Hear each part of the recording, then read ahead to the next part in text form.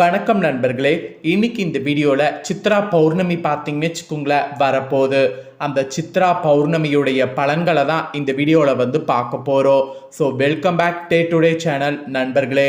இன்றைக்கி நம்ம சேனலில் பார்த்தீங்கன்னு வச்சுக்கோங்களேன் ஒரு முக்கியமான சிறப்பு தாள்களை தான் இந்த வீடியோவில் பார்க்க போகிறோம். ஸோ என்ன சிறப்பு தாள்கள் பார்க்க போகிறோம் அப்படிங்கிறத ஃபஸ்ட்டு இன்ட்ரோவில் ஷேர் பண்ணுறேன், வாங்க பார்ப்பீங்க. பல சிறப்பு அம்சங்களை கொண்ட மகா சித்ரா பௌர்ணமியானது பிறக்க போகுது. ஆக்சுவலி சித்ரா பௌர்ணமியானது ஒரு சிறப்பான நாள். சித்ரா பௌர்ணமி அன்னைக்கு அம்பாள் வழிபாடு செய்வதால் திருமண யோகமும் குழந்தை பாக்கியமும் கிடைக்கும் என்பது ஒரு நம்பிக்கை. சித்திர மாதத்துல சித்திர நட்சத்திரத்துல கூடிய சித்ரா பௌர்ணமி வந்தா அது மிகவும் விசேஷமானது. ஆக்சுவலி பௌர்ணமிகள்லேயே மிக சிறப்பு வாய்ந்ததாக பார்க்கப்படுவது இந்த சித்ரா பௌர்ணமி. இந்த தினத்துல யமலோகத்துல நம்ம புண்ணிய பாவ கணக்கை எழுதி கொண்டிருக்கக்கூடிய சித்திரகுப்தனை வழிபட்டு தான தர்மங்கள் செய்வதால் அவருடைய அருள் நம்ம பெற முடியும், அதோடு நீண்ட ஆயுள் பெற முடியும். சித்ரா பௌர்ணமி இந்த மாதிரி பல சிறப்புகளை உள்ளடக்கியதாக திகழ்கிறது. சித்திர மாதத்துல பௌர்ணமி தினத்துல அம்பாள் திருவுருவ சிலை அல்லது படத்திற்கு உங்களால முடிந்த மலர் மாலையை அணிவித்து வஸ்திரம் ஆபரணங்கள் அணிவித்து வழிபாடு செய்கிறது நல்லது. அம்பாளுக்கு மஞ்சள் கலந்த சாதம் படைத்து பானகம், கிராம்பு, ஏலக்காய், பச்சைக்கற்பூரம் சேர்த்த தாம்பலம் அடங்கிய நெய்வேத்தியத்தை அம்பாளுக்கு இந்த நாளில் படைக்க வேண்டும். ஆக்சுவலி சித்திர பௌர்ணமி அன்னைக்கு அம்பாள் வழிபாடு செய்வதால் திருமண யோகம் குழந்தை பாக்கியம் கிடைக்கும் என்பது நம்பிக்கை.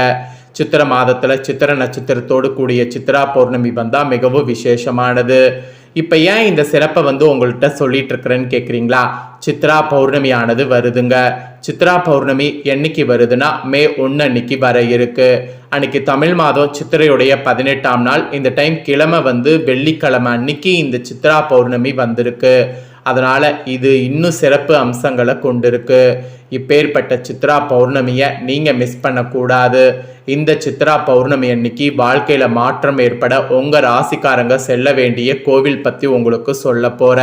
அந்த கோவில் பத்தி இந்த வீடியோல தெரிஞ்சு அந்த கோவிலுக்கு போக முடிஞ்சா போய் கண்டிப்பா வழிபாடு செய்யுங்க. சரி, வாழ்க்கையில மாற்றம் ஏற்பட எந்த கோவிலுக்கு போகணும் அப்படிங்கிறத உங்க ராசிக்கு சொல்ற, வாங்க பார்ப்பீங்க. ஆக்சுவலி நம்ம எத்தனையோ பிரச்சனைகள் தீர வேண்டும், ஜாதகத்தில் இருக்கக்கூடிய குறைகள் தீர வேண்டும் என எத்தனையோ கோவில்களுக்கு சென்று பரிகாரங்கள் செய்திருப்போம். இருந்தும் பெரிதாக பலன் எதுவும் கிடைத்திருக்காது.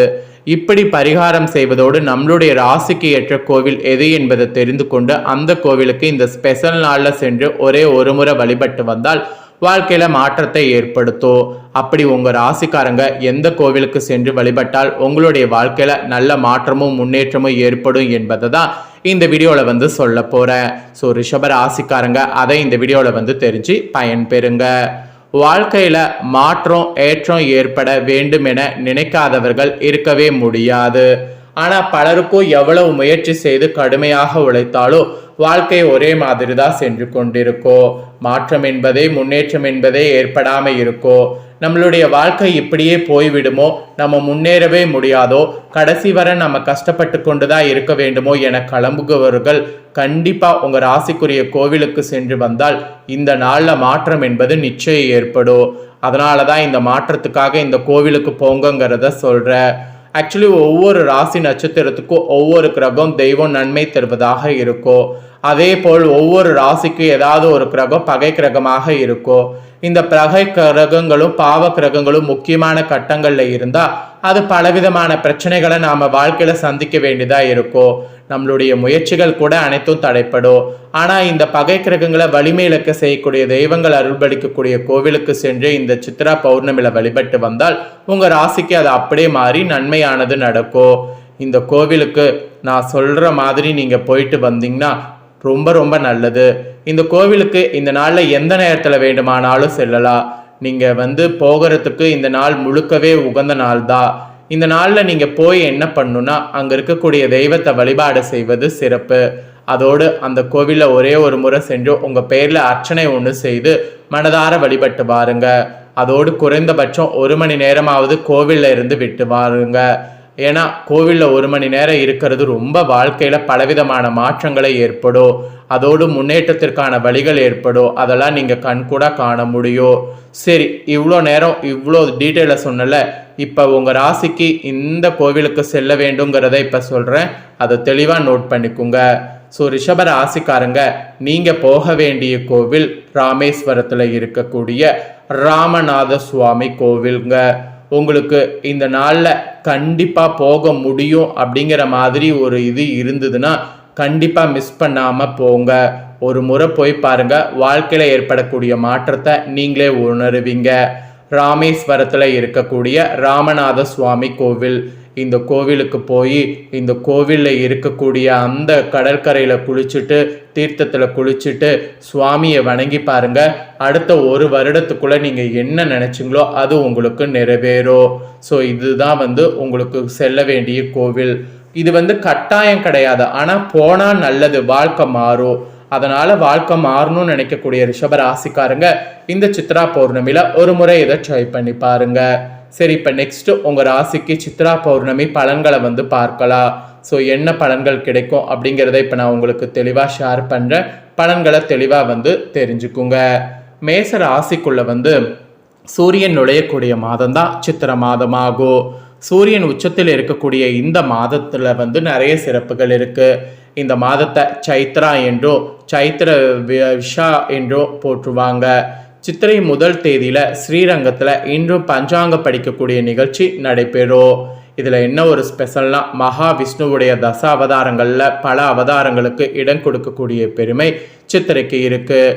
ஏன்னா இந்த சைத்திர சுக்ல பஞ்சாமியில் மீன் வடிவில் அவதாரம் எடுத்து பிரளயத்திலிருந்து உலகை மீட்டு உயிர்கள் மீண்டும் தோன்ற வழி செய்தார் பகவான். அப்புறம் மற்ற அவதாரம் நிகழ்ந்தது சித்திரையில தான் என்று சொல்லப்படுது. நவம தேதியில ஸ்ரீராமபிரான் அவதாரம் எடுத்து மக்களை காத்தார். அப்புறம் திருமாலுடைய நரசிம்ம அவதாரம், பரசுராம அவதாரம் இதெல்லாம் நிகழ்ந்தது இந்த மாதத்துல தான். இதோடு ஆதிசங்கரர் ஸ்ரீராமானுஜர் அவதரித்ததும் இந்த மாதத்துல தான். அதே போல சித்திர மாத சித்திர நட்சத்திரத்துல சிவபெருமான் தங்க பலகையில சித்திரம் ஒன்றின வரைய அதிலிருந்து சித்திரகுப்தான் தோன்றினார். அதுவும் இந்த மாத சித்திரையில தான். அப்புறம் சித்திர மாதத்துல வளர்பிறை காலத்துல 3வது பிறை தோன்றக்கூடிய நாள் அக்ஷய திருதி. இந்த நாள்ல தங்கம் வாங்கினால் இல்லத்துல செல்வம் தங்கம் குவியும் என்ற ஐதீகம் இருக்கு. அதோடு கோவில்களில் விழாக்கள் மிகவும் கோலாகலமாக நடைபெறுவது சித்திரையில தான். மதுரை மாநகரில் அருள்பாலிக்கக்கூடிய மீனாட்சியம்மன் ஆலயத்தில் நடைபெறக்கூடிய சித்திர திருவிழா ரொம்ப விசேஷம். அழகர் கோவில் கள்ளழகர்கள் வைகையில் எழுந்தருளக்கூடிய வைபவம் சித்திர மாதத்தில் நிகழும். இப்படி பல்வேறு சிறப்புகள் கொண்ட சித்திர மாதத்தில் சித்ரா பௌர்ணமி ஒரு ரொம்ப சிறப்பான நாள். இப்பேற்பட்ட சித்ரா பௌர்ணமி தான் மே 1க்கு வர இருக்கு. அதனுடைய பலன்களை தான் உங்கள் ராசிக்கு இப்போ சொல்ல போகிறேன். சூரியன் 12வது இடத்துல இருக்கிறார். ஸோ அப்பாவுக்காக செலவுகள் இந்த பௌர்ணமிக்கு பிறகு நீங்கள் செய்கிறது அதிகரிக்கும். அதோடு அரசாங்கத்திற்கு செலுத்த வேண்டிய வரிகளை செலுத்தி விடுவது சிறப்பு. அரசாங்கத்துக்கு செலுத்த வேண்டிய வரிகளை செலுத்தாமல் இருந்தீங்கன்னா அது உங்களுக்கு ஆபத்து. செவ்வாய் 8வது இடத்துல இருக்கிறார். அதோடு வாகனங்களில் செல்லும் பொழுது கவனம் தேவை. வாகனங்களில் தான் நிறைய பாதிப்பு வர வாய்ப்பு இருக்கு.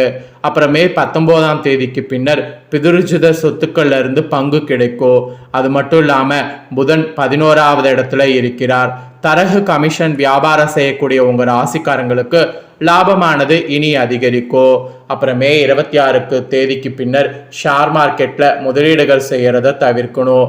முதலீடுகள் செய்தீங்கன்னா அது உங்களுக்கு ஆபத்தை ஏற்படுத்தும்.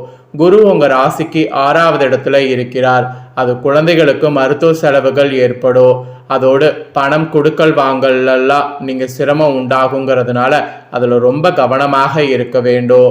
உங்கள் ராசிநாதன் சுக்கிரன் 12வது இடத்துல இருக்கிறார். தேவையற்ற வீண் செலவுகளை இந்த பௌர்ணமிக்கு பிறகு தவிர்க்கணும். அதுவும் மே 6ஆம் தேதிக்கு பின்னர் முக வசீகரம் அதிகரிக்கும். அப்போ சனி உங்கள் ராசிக்கு 8வது இடத்துல இருக்கிறார். அதில் மனதில் இனம் புரியாத பாரம் அழுத்தம் கடுமையாக உழைக்க வேண்டியது இருக்கிற மாதிரி இருக்கும். ராகு 3வது இடத்துல இருக்கிறார். புதிய வீட்டுக்கு குடி மாறக்கூடிய சூழல் ஏற்படும். அதோடு கேது உங்கள் ராசிக்கு 9வது இடத்துல இருக்கிறார். தெய்வ நம்பிக்கை அதிகரிக்கும். அந்த நம்பிக்கை அதிகரிக்கிறதுக்கேற்ப செயல்படுங்க. ஸோ உங்கள் ராசிக்கு சித்ரா பௌர்ணமியுடைய பலன்கள்னு பார்த்தீங்கன்னா இதெல்லாம் தாங்க குறிப்பிடப்படுது. ஸோ குறிப்பிடப்பட்ட பலன்களை தெளிவாக உங்களுக்கு ஷேர் பண்ணிட்டேன். ஷேர் பண்ணதை தெரிஞ்சிருப்பீங்க. தெரிஞ்சதுக்கேற்ப நடந்து பயன் பெறுங்க. இதை நீங்கள் பார்த்தது போல் உங்கள் ஃப்ரெண்ட்ஸ் ஃபேமிலியில் இருக்கிறவங்க பார்த்து அவங்களும் பயன் பெறணும்னு நினச்சிங்கன்னா வீடியோ லைக் பண்ணி உங்கள் ஃப்ரெண்ட்ஸ் ஃபேமிலிக்கு ஷேர் பண்ணுங்கள். உங்கள் ஃப்ரெண்ட்ஸ் ஃபேமிலியில் இருக்கவங்களும் உங்களை போல் ரிஷப ராசிக்காரங்க இருந்தாங்கன்னா இந்த பலன்களை தெரிஞ்சு பரிகாரங்களை தெரிஞ்சு பயன் பெறட்டும். இதே போல் புதிய அப்டேட்டான நிறைய வீடியோ நம்ம சேனலில் போடப்படும். அதை எல்லாமே உடனுக்குடனே தெரிந்து கொள்ள மறக்காமல் நம்ம சேனலை சப்ஸ்கிரைப் பண்ணுங்கள், கூட பெல் பண்ண ப்ரெஸ் பண்ணுங்கள். ஃபர்ஸ்ட் டைம் பார்க்குறவங்க அதை நீங்கள் பண்ணிட்டீங்கன்னா இனி நான் போகிற மற்ற அப்டேட்டான எல்லா வீடியோஸும் உடனுக்குடனே தெரிந்து கொள்ளலாம். ஸோ மறக்காமல் சப்ஸ்கிரைப் பண்ணி பெல் பண்ண ப்ரெஸ் பண்ணுங்கள். நெக்ஸ்ட்டு இதே போல் சுவாரஸ்யமாக வேறொரு புதிய வீடியோவில் உங்களை சந்திக்கிறேன். சப்ஸ்கிரைப் பண்ணி பெல் பண்ண ப்ரெஸ் பண்ணுங்கள். அப்போ தான் நான் போடுற வீடியோலாம் உடனுக்குடனே தெரிஞ்சு பயன்பெற முடியும். ஸோ மறக்காமல் பண்ணுங்கள், சப்போர்ட் பண்ணுங்கள். வேறொரு வீடியோவில் உங்களை சந்திக்கிறேன்.